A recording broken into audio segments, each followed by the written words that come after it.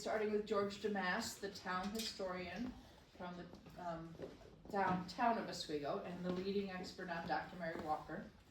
Mary Himes, the president of the Scriba Historical Society, who will talk about Curtis Shoup, and Michael Pittavino from the Maritime Museum, who's going to talk about James Lee. After the program, you are invited to go upstairs if you're able to climb our formidable stairs, because the room with Dr. Mary Walker's Medal of Honor is open, and our beautiful new exhibit, which wasn't available last year, is on full display. Okay, now for the commercial part of our program. I'm going to pitch a few things for the Historical Society. We're in the middle of our membership drive, so if you would like to be a member, there are envelopes out in the hallway. We also have flyers for History on Tap, which George Damas started almost 10 years ago, and we continue. Our calendar of events is available out there, which will give you programs as much as we know about them throughout the year. And then our Not So Silent auction, which is our biggest fundraiser of the year, is April 25th. And I hope you all will come and support us. There's fun gift certificates and antiques and collectibles. It's a good time. There's hearty hors d'oeuvres you could almost make a meal of, and a cash bar. And I have tickets for sale, 50/50 raffle tickets for sale, and I will be at the museum shop in the hallway in the back after the program. If you would like to buy anything, we have a new line of Dr. Mary Walker mugs that are really cute. And then if you want apparel, we are now partnered with Vaulty Graphics so that you can get the size you want, the color you want, the type of logo you want, if you want a sweatshirt, a t-shirt, or a hoodie relating to Oswego County Historical Society. Any questions before we start? The bathrooms, if anybody need it and have never been here before, are down at the end of the hallway. Usually we close both doors for extra privacy. And the fire exits are out the front door or down and to the right out the back door, which has a ramp. It's a quick exit. Okay, thank you all very much for coming.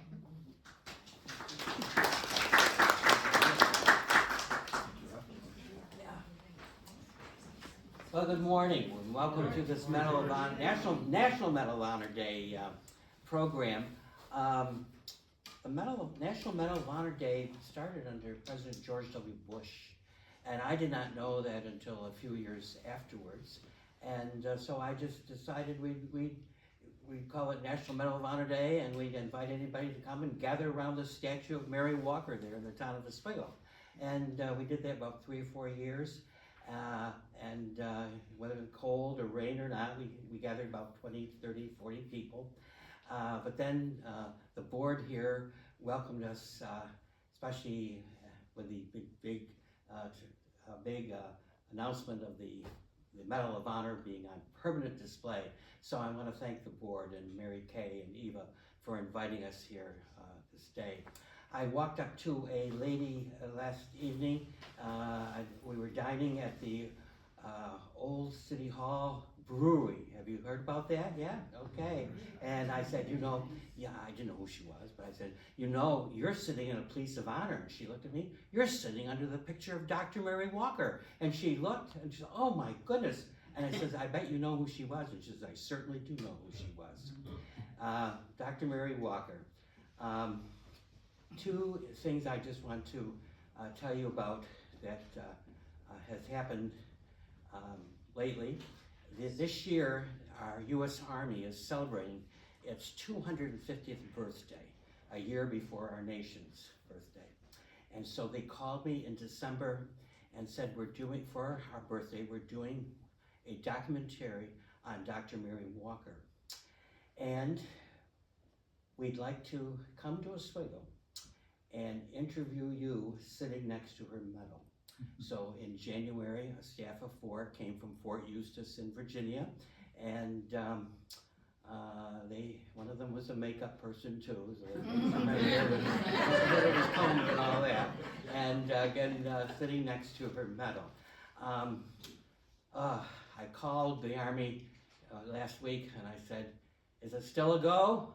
And see, because this documentary is for the recruitment of women And they said, as far as we know, it's still a go, and it's supposed to come out next month. And then I had a great 80th birthday, still celebrating, and I went back to the Queen Mary where I had a couple of meetings years ago with the Titanic Association, and that's in Long Beach, California. And Jimmy Hawkins, of It's a Wonderful Life fame, came down. I met with him in December here, as well as even 2 years ago. And he's working on a screenplay still with Mary Walker. It got delayed because of COVID and then because of the strike, but there's a new screenplay being written, and Robin Williams' daughter is helping with that.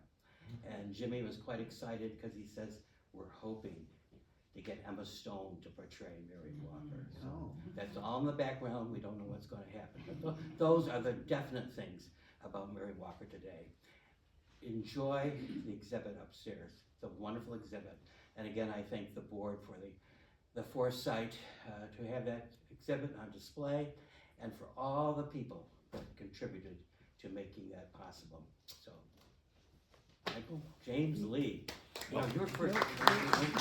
I'm gonna try it without it. I'm gonna try it without it. You just let me know. Okay. Well, Okay, I guess I need to use the podium, so hopefully everybody can hear me. We do have a microphone if it's needed, but I'm hoping not to use it because I don't want too many things to do with my hands. So, I am Mary Himes. I am the president of the Scriba Historical Society, and I've been asked to do the presentation this year on Curtis Shoup, or Shoup. My mother always said Shoup, so forgive me, I will probably say Shoup. Okay, so here it goes. When I was growing up in North Scriba, New York, my mother told me a real life story of a war hero. She knew this story because she was in love with the hero. Her story always began with, there was this young man who gave me an engagement ring, but I kept returning it to him, afraid of the thought because he was 3 years younger than I. When I asked her what happened, she told me he was killed in the war when he was just shy of 22 years old. When I asked how she and my dad met, she told me another story of how her war hero's sister had been married to my dad, and they had been chaperones for her and her beau on a date or two. Long story short, my dad divorced, my mom's fiance was killed in the war, and since I'm here telling you this story, you know what happened next.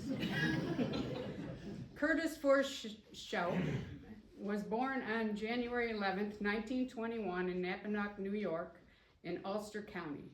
His father, a Baptist minister, moved the family to North Scriba, New York when Curtis was 13 in 1934. In 1937, his mother died at the age of 49. Curtis was 16. Curtis was well liked in high school here in Oswego. He was described as a serious, straight-laced kid by some former classmates, but the yearbook listed his activities as chorus, camera club, and teased him with the quote, "Girls are my dish." After graduating from Oswego High School in 1940, Curtis moved from the parsonage in North Scriba, where he lived with his family, rented a room in Oswego, and got a job driving a truck for Oswego Soybean Company. Curtis talked of going to divinity school to become a minister like his father and grandfather, but in April of 1942, World War II changed his plans, his younger sister Ruth stated at an interview in 2000. The interview went on as follows and quotes men who knew Curtis as well as an eyewitness of the heroic actions taken on the day of his death. He was originally drafted into Cavalry Division and went to boot camp at Fort Niagara, said Tom Murray of Oswego, who trained there with Shoup and found him well laid back, very polite, very refined, and very quiet. Shoup later qualified for fighter pilot training in the Army Air Force and was learning to fly in Avon Park, Florida, when the cadet unit was washed out, said Scriba town historian Charles Young. Shoup was sent for infantry training at Fort Jackson, South Carolina, and then shipped overseas in November 1944 to join Company 1 of the 345th Infantry, 87th Division. In 1944, things were not going well for the American Army in France, explained Frank Church, then an Army Air Force pilot flying secret missions out of Britain. The Battle of the Bulge was part of a big German counteroffensive, and our army was running out of ground troops. So they came through and took everyone who didn't have an essential job and put them on the ground in France. I feel they took Shoup because he was a staff sergeant and an infantryman, and that was unfortunate because it eventually led to his death. The day Shoup died, Company 1 had been advancing on the hilltop village of Tillet, Belgium for several days in sub-zero weather under fire from German machine guns and artillery. The men were tired, hungry, and had lost a quarter of their ranks to combat wounds or frostbite. It was the coldest I've ever been, and I'm from Oswego, Robert Watson said. Watson, then a second lieutenant, had become company commander by default, as the only officer left standing. 2 months before, he had been amazed by the coincidence of coincidences that brought his Oswego friend into his unit. Now, as they crept slowly over frozen ground, they were teammates whose goal of capturing Tillet, a key stop on the German supply route, seemed a daunting task. On January 7th, at about 6:30 a.m., after allowing us to advance into town, German machine guns first cut off any possibility of withdrawal, then methodically began to rake us back and forth with fire. About 60 soldiers found themselves pinned down in the open with nothing to hide behind other than a fold in the ground ahead of us, Watson said. A sergeant named Grippo was hit and killed under fire so heavy they couldn't retrieve his body. Curtis was on the flank position to our right, so he was the first to see the machine gun, Watson said of Shoup. I guess he figured that he should be the one to do something about it. As Watson tried to radio his forward observer, he suddenly saw Shoup raise up and stride forward toward the machine gun, shooting his Browning automatic rifle. His recollection of Shoup's death is even more compelling than the description in the Medal of Honor citation. After being shot, Shoup wasn't able to get back on his feet, Watson said. So he agonizingly creeps within 10 to 15 feet, removes a hand grenade from his lapel pocket and hurls it at the machine gun, silencing it. Watson wrote for the speech he prepared to give. Even after all this, we watch as he incredibly turns and starts firing at the second machine gun. This exposes him to a German sniper who shoots and kills him. Watson said Shoup's actions rallied his fellow soldiers to press forward and take the village, a task that took 4 more days and 6 more American lives. It has been said that the capture of Tillet broke the back of the German gamble to penetrate American lines, called the Battle of the Bulge. An American victory in that battle very likely ended the war sooner than it would have ended, Watson wrote. Looking back, Watson said he knows that Shoup didn't intentionally give his life for that lofty purpose, but he did intentionally risk it. He was not suicidal or impulsive, Watson said. He was the type of person I would have liked to have been. He didn't drink, he didn't smoke, he didn't chew tobacco, he just went about his business. Curtis was a type who would sit down and think something out carefully before he did it. So he knew he was putting himself in danger, not with the idea of getting killed, but the idea that whatever he was doing was for the good of the group. Shoup was buried in France the day after his death. The following summer, the Medal of Honor was presented to his father in Buffalo. 4 years later, in late 1948, his father had his body exhumed and returned to the U.S. He was buried with military honors in North Scriba Union Cemetery on December 7th, 1948, next to his mother, right next door to the former parsonage where they once lived. Frank Church said he learned of Shoup's death in a letter from his mother while he was still overseas. The thing he did to earn that Medal of Honor doesn't surprise me because of the kind of person I perceived him to be, Church said. I'm sure he heard his father many times in sermons repeat that Bible quote, "Greater love hath no man than this, that a man may lay down his life for his friends." And I think he did that. My mother's story, although usually shorter, captured the heroic actions of the young man she may have married had he lived. She never wanted to end the tale on a depressing note since she was not able to get through it without tears, so she would link the title Battle of the Bulge back to her desire to be thinner, saying that she had been fighting the Battle of the Bulge ever since. It always turned our tears back into smiles. And I do have a copy of the actual citation that is everywhere. And it went on. I had to add a little bit more. So Curtis received 5 medals in all after his death in 1945. Besides the Medal of Honor, he received the Purple Heart, the Military Medal of Great Britain, and 2 medals awarded by the Belgian government that were given only in cases of exceptional gallantry in action. There is also a memoriam to him in Belgium for all who visit there to see. These medals were originally presented to his father, who never fully recovered from his son's heroic death. The location of Curtis Shoup's Medal of Honor is now the National Infantry Museum and Soldier Center, Fort Benning, Georgia. Also, in 1947, 29 cargo vessels acquired by the Army Transportation Corps were renamed in honor of Medal of Honor winners killed in World War II. The Spindle Eye was rechristened the Sergeant Curtis F. Shoup. It was withdrawn from service in 1969. His father had planned to take a trip on the vessel named for his son. Curtis's father, mother, and both sisters are buried together in North Scribus Union Cemetery, where my father, mother, and 1 brother are also buried. I feel like I would be remiss if I didn't mention that today is my father's birthday. He was 11 years older than his, at one time, brother-in-law, Curtis. And while he didn't enlist, he was drafted in 1943. He was in France during the Battle of the Bulge. While he did not receive a Medal of Honor for heroic actions, he'll always be a hero in my eyes.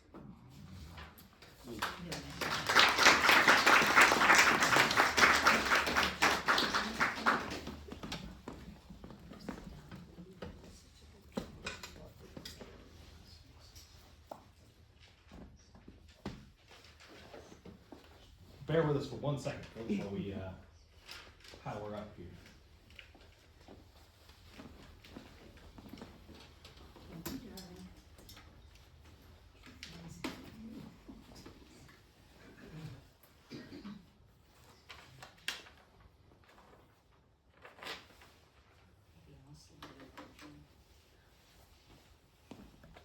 I really hope this does what it's supposed to do now.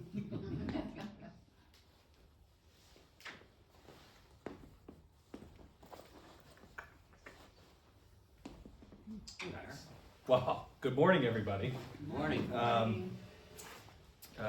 Thank you, Mary Kay, for your invitation today to talk about James H. Lee on Medal of Honor Day. Thanks to all of you for being here. The more that I read about James H. Lee, the more enamored I become with kind of the story of who he was and the type of person that he was. His story is a short story, a story of a short life, but it's also a story of a seafaring life. And while not too much is known of his early life, I'd like to start by reading a bit from his obituary, because I think through that you start to learn a little bit more about the character of that man and the type of person that he was. And I think that'll start to really bring him to life, much like the other 2 recipients of the Medal of Honor here today. So I'm gonna just very briefly read a couple of passages from his obituary. So his obituary locally in the Palladium Times was released on August 13th, 1877. And it reads that he was quiet and unobtrusive and never related his adventures except upon the closest inquiry. He was born in Long Island and at an early age removed with his parents to Buffalo, New York, where his father and mother died before he was 10 years old. He was adopted by the Clark family in Baldwinsville, New York, and having a great taste for the sea, chose a seafaring life. When yet quite young, so I suspect his middle to late teen years, he joined a whaling expedition. The vessel was driven out of her course and went ashore on or near an island inhabited by Spaniards. A little further research indicates that this was probably in the Pacific, off the coast of South America or Central America somewhere. It continues, some of Lee's comrades became involved in a general quarrel with the natives while lying there, and Lee rushed in to interfere. In the melee, he received 7 stabs from a sheath knife on his left side, all about the heart region, and was left on the beach as dead, and was so reported on board the ship. A crew was sent off to recover his body and found him alive. He then recovered, and he then finished the voyage. The 7 distinct wounds are plainly discernible on his body. In November 1861, he enlisted at New London, Connecticut on the ship Robin Hood, bound for Charleston, South Carolina, with a cargo of stone to be used in the blockade of Charleston Harbor. He received his discharge from Robin Hood in January 1862, and then enlisted in the naval service for 3 years aboard the receiving ship Ohio. He then was assigned to the famous sloop of war Kearsarge, and was in her engagement with the Alabama, and was one of 3 seamen who were honorably mentioned for their gallantry in the report of the commanding officer. In that engagement, he suffered a rupture of the drum of the right ear, occasioned by the concussion of artillery explosions. He was discharged at Boston, November 29th, 1864. For some years, he lived in Southwest Oswego, but 2 or 3 years ago, so at this point we're talking 1874, 1875-ish, he moved to the city of Oswego and took the Merchants Hotel, where he remained in business until his failing health caused him to give up activities. James H. Lee died August 1877 at the young age of 37. Cause of death is, and George can correct me if I'm wrong here, but it's often listed or discussed as brain fever, but we know now that it's likely meningitis or encephalitis or something that falls under that larger umbrella of brain fever. But all of this begs a larger question when I read about this stuff, and that is, how does essentially a seafaring orphan from upstate New York end up on a ship off the coast of France during the American Civil War, and then for his actions is awarded a Medal of Honor? And I'd like to take just a few minutes to discuss that and attempt to understand that very complex situation, because it was a very large, awkward geopolitical situation.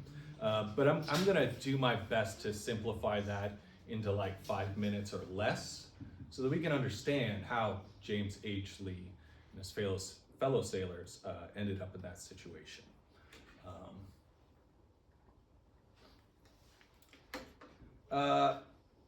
At the onset of the Civil War, the Confederate States didn't really have much of a navy, right? All of their ports were also immediately blockaded by a vastly superior force. And they didn't have the material means to build ships or construct shipyards to then later build ships, right?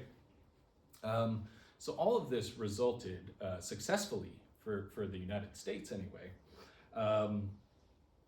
in crippling the Confederate economy, because their cash crop, cotton, right, couldn't be exported, right? So data suggests that roughly 95% of agricultural exports, which was the way that the Confederate States made money, were immediately cut off. So it was hugely successful. The Confederate Navy then had to develop a naval strategy that met that challenge. So they turned to their history books, right? And they employed the same tactic that the colonial navy employed during the American Revolution, which is essentially commerce raiding, right? Or a version of sanctioned quasi-legal piracy. That said, even with that tactic in mind, as we've already established, they didn't have a navy, right? The answer to that lied in British shipyards. who built the Confederate States vessels that were unarmed, and then they would be taken offshore and armed by a third party. And what this enabled Great Britain to do at the time was to function under the guises of neutrality in that situation, right? They didn't want to be seen as favoring either the Union or the Confederacy in this case, right? Now, we later know that after the war, spearheaded by Secretary of State William Seward, that the United States would pursue monetary damages from Great Britain as a result.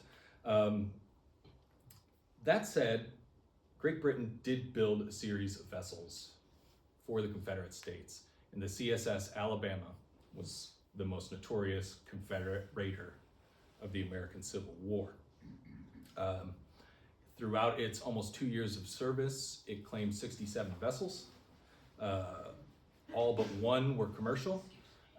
One of them was a U.S. naval vessel, which inflicted roughly at the time about $15.5 million worth of damage to American commerce, right? If you adjust that for inflation today, I did some rough math on it, it's roughly $500 million, right? So all told, through commerce raiding, the Confederate States were able to inflict billions of dollars worth of damage to the American economy through that naval strategy. It was somewhat successful. Their goal with that strategy was to inflict enough damage on the American economy that it would force the court of public opinion against Lincoln, who would then, in theory, pull out of the war prematurely, allowing the Confederate States to develop an independent nation. We now know that that was unsuccessful. This, to give you an indication of the scale of that commercial raiding, is a schematic of the Alabama's cruises, or single cruise. You can see it was a global operation just with this one vessel, mostly focused on the Atlantic. But you can see in just 2 years, they were able to really be successful in their operations. Now, the sloop of war, USS Kearsarge, had one kind of main goal, right? Its mission was to track down and hunt these commercial raiding vessels, capture or sink, right? This is here an image of the USS Kearsarge.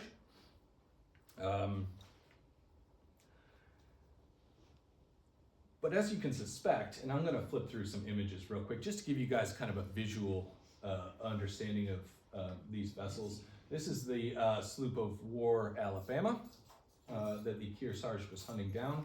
I didn't bring the vessel statistics for each of these, but just so you guys know, they were comparatively pretty evenly matched in terms of their armament size, crew size. But the Kearsarge had a much more efficient crew, and their materials on board were in much better shape. They were just better trained than the Alabama crew. Here are some of the officers of the Kearsarge. James H. Lee on the left there. He was a Captain Foretop on the vessel, in charge of a series of cannons. Here are some of those armaments that they would have worked with. I haven't been able to identify James H. Lee in any of this photo or the next one, but it just gives you kind of an idea of the environment that these guys were working in. There's another one there, which is pretty neat. But as you can suspect, on June 19th, 1864, the Kearsarge caught up with the Alabama through intelligence reports and through a whole series of maneuvers. The Alabama was in port in Cherbourg, France. And now I'd like to read some of James H. Lee's own words. The Maritime Museum is in possession of James H. Lee's personal journal from this cruise. And he goes into some interesting detail about the battle itself. And I thought it'd be nice to hear it from him instead of me. He wrote, a steamer was now seen coming off Cherbourg Harbor, and she was soon made out to be the famous cruiser Alabama. We gave chase, and at 5 minutes to 11, the battle began. Semmes opened the ball by firing 7 shots at us before we replied. The firing was then kept up without intermission for 1 hour and 5 minutes. When we ceased firing, for she had hauled down flag and fired a gun to windward as a token of defeat, they lowered a boat and put for us. We could then see she was sinking, and in 15 minutes, the rebel steamer was no more. The following is an account of the fight and the damage done to us. The first broadside from his starboard battery went over us. After that, I had no time to watch the battle. I looked out for no one and dodged the shot and shells. I worked at my gun with far more coolness than I supposed I should have at a time like that. But after the first round, I cared nothing about it. Our damage is light. We had but 3 men wounded. John Dempsey's arm shot off. William Gowan, leg broken in 2 places. John Macbeth wounded in the leg. There was none of us killed on board. It was a very quick battle. Make no mistake about that. And as you can see here, Alabama was in Cherbourg Harbor, and they saw the approaching Kearsarge. They had a lookout, some guy on top of the cliff looking out, so they got word that they were coming. And Semmes, the captain of the Alabama, thought to himself, well, I can either exit the harbor now and take my chances with a one-on-one engagement with the Kearsarge, or we can be captured in port.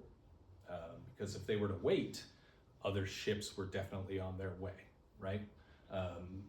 Remember, this is the goal of the Navy in this respect, was to find this ship.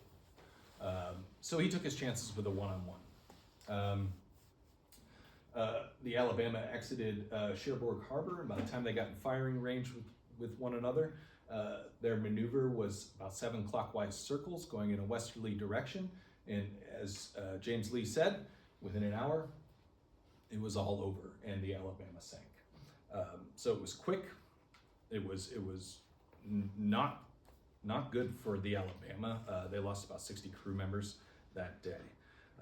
That said, 17 men, including James H. Lee, were awarded a Medal of Honor for their action that day. 17, right? That's how dramatically important it was to stop these ships, that 17 different individuals were awarded a Medal of Honor that day. James H. Lee's Medal of Honor citation reads that acting as sponger of the number 1 gun during this bitter engagement, Lee exhibited marked coolness and good conduct, and was highly recommended for his gallantry under fire by the divisional officer. That is James H. Lee's Medal of Honor on your right there. The Medal of Honor today is in possession of the American Numismatic Society, which is based out of Manhattan. The Maritime Museum has tried to loan this object from them for exhibition purposes. That is still our goal. We just haven't been able to successfully come to terms on that. But we're hopeful that within the next few years or so that we can bring this medal back to the Oswego region and share it with folks.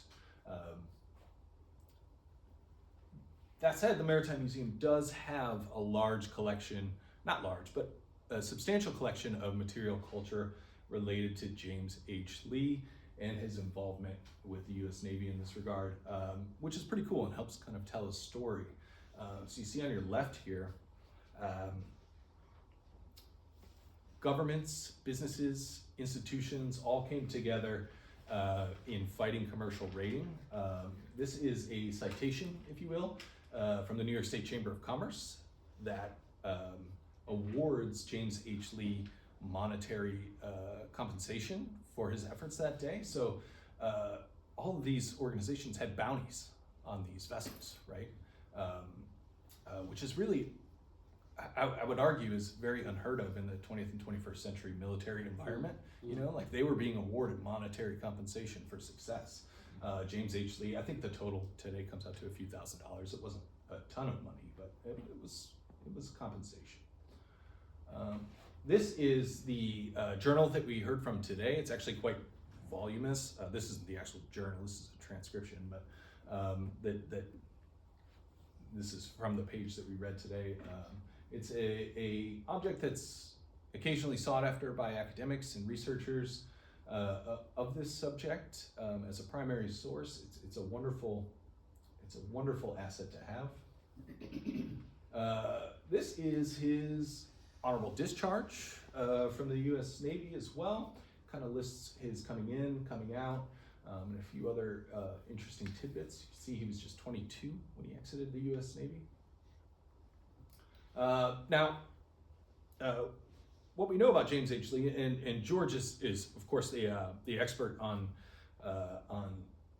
his life locally, but he was involved in a lot locally. You know, he was kind of a founding member of the Granger movement locally, as well as a member of several other social and fraternal orders locally. He was very active in his community and looked out for everybody. He married Julie Place, and of the town of Oswego, and one of their descendants, Lyman Place, built this other unique artifact that we have at the Maritime Museum, which is a model of the USS Kearsarge, but it is built inside of a unique carrying case that, when once opened, has all kinds of information and imagery about James H. Lee that tells his story, that Lyman Place would take to family events, social gatherings, community events, those types of places, to share the story of James H. Lee and the circumstances around him being awarded the Medal of Honor. Now, there's certainly a lot more to learn about James H. Lee than we can share here today. There's definitely more to learn about the circumstances in which him and his fellow sailors ended up in the Navy on a vessel off the coast of France. But I think that if there's one common theme in the room today on this National Medal of Honor Day, if you will, it's that all of these individuals, whether it be Sergeant Shoup or Dr. Mary Walker, they're much bigger than the event that is around the Medal of Honor, right? These were people who had lives outside of that, people that impacted their communities and their loved ones, and they're very deserving of our research and our attention and you know, the celebration, if you will, that we give them today. Thank you. Thank you again to the Oswego County Historical Society, Mary Kay, and everybody that organized this. Thank you.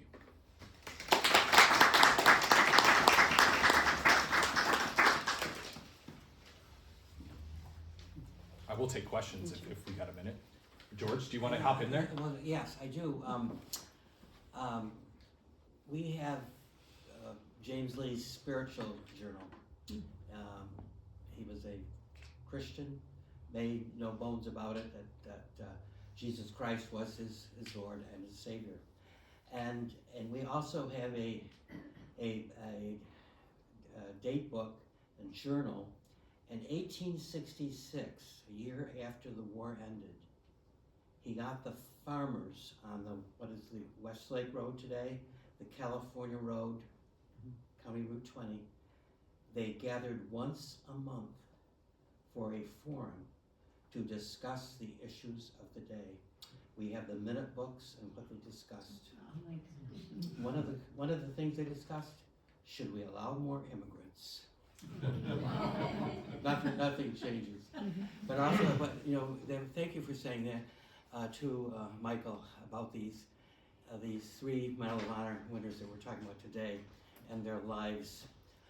One thing that Jimmy Hawkins is trying to get across to Robin Williams' daughter and so forth, in doing the screenplay, you don't have to invent any special things. It was their lives. In other words, he said Mary Walker never, started and then never reached an arc. She had that arc all through her life, beginning as a teenager. And these people did. Yeah. Whether that's good things or bad things. That's right, James H. Lee obviously endured trauma in his life, especially at a young age, between losing his parents and finding a new family and then almost dying on a beach somewhere in the Pacific, right? Yeah. It's incredible. And I knew personally his nephew Lyman Place. He was in his 80s when I knew him. He was what they used to call stone deaf. He could read lips, but we had good conversations and writing and so forth. And Lyman was so proud of his Uncle James. Yeah, and we have, the Maritime Museum not only has this model in the case with all the other artifacts, but, and I haven't dove into these too much, George, but we have a collection of letters that Lyman had written that will undoubtedly provide more detail about his life and this whole process. Mary Kay? Yeah. I think I'm all. We got a question. Yeah. I just wanted to mention, Michael. We have a wonderful exhibit about James Lee, and one of the fascinating things is there are photographs that only came to light in like 2009, I think it was. So some French photographer took a picture of these crew members of the Kearsarge, and someone is clearing out their attic and they find these photographs and then they get put on the internet, and those are in the exhibit.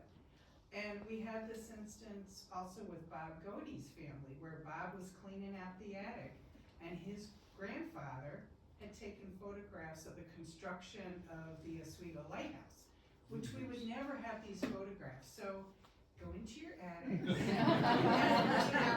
because either these people didn't know these things existed. So it's really, history is such a living thing that you can get something that you don't know about, and just by digging around in the attic. So it's pretty fascinating to see those guys all lined up in this photograph. So. One of the things in finding, not really finding, but recognizing Dr. Mary Walker, it started to make people think about the fact that maybe there were some women who did things that never, those names didn't come up during history, during the books and all that sort of thing. I went to a museum, I can't even remember where, about famous women, and it just astounded me. Hundreds of them, and when you read what they did, which was just as important as anything we've talked about here. Yeah. It just, so I think that's another thing that she did, and that, people recognize that. You had a question? I have a question for George. On my phone, I saw a headline that I didn't go down the rabbit hole, but it said something to the effect of, will Mary Walker's name stay on the fort, or something to that effect? Do you know anything about that being in The only question? thing I know, there was Ken Sturz did a good article in the paper last week on about will Fort Walker be still Fort Walker, because they have changed a couple forts. I refuse to comment. By the way, Eva, the president of the board here, did comment. Very, very good comment. But I refuse to comment because I use as a policy throughout my whole life in ministry, I don't comment on anything that it hasn't happened. And if it happens, if it changed, I will make a comment. I'm very disappointed. But the point is, personally, I'm more concerned about the medal than the fort. In other words, What do you think? well, thinking, will that be revoked again? But so that's why I did make a comment. So I don't know. There's so much turmoil down there that I don't even know they realize. I don't know. But no, I didn't. That's why I didn't make a comment. So I don't know. I'll be very disappointed. How if could that it be happens. taken back if it belongs to this historical? I have no idea. Well, they can't physically take the medal back, No, but but revoke it. because they from- didn't take it back from her in 1917 when they revoked the honor. They're They couldn't revoking the honor. declare so. her not. Anyway, so I Medal don't, of so Honor. that's why I didn't comment, so I'm just, let sleeping dogs lie. That's that old The phrase. main thing is to just live in your own life, in your own house and in your own city, Yeah. and not listen to some of this stuff that's So so that's, scary. that's why I said to Ken, there's two definite things I know. The documentary from the US Army that they made, and the writing of the proposed screenplay. That's happening. But thanks for And- bringing that up. And there's going to be another documentary.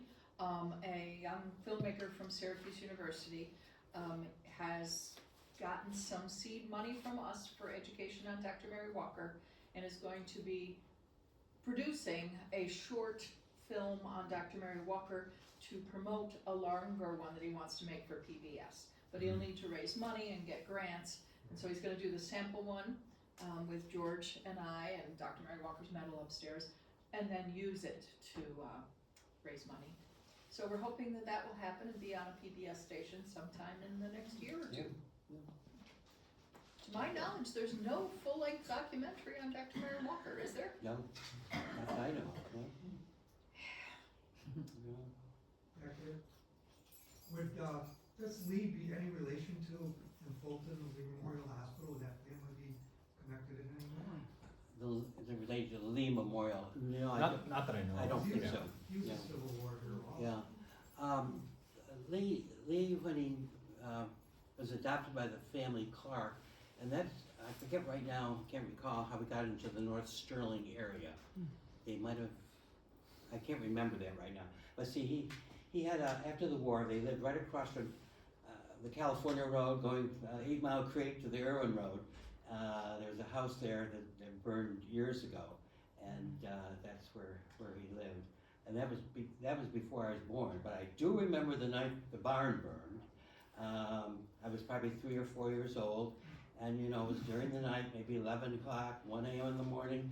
And what did you do with the people in the country when you had a fire out in the country? You got in the car and you chased the fire engine. So my mom and dad got me up in the car, and we went down, and I saw that historic barn burn that night.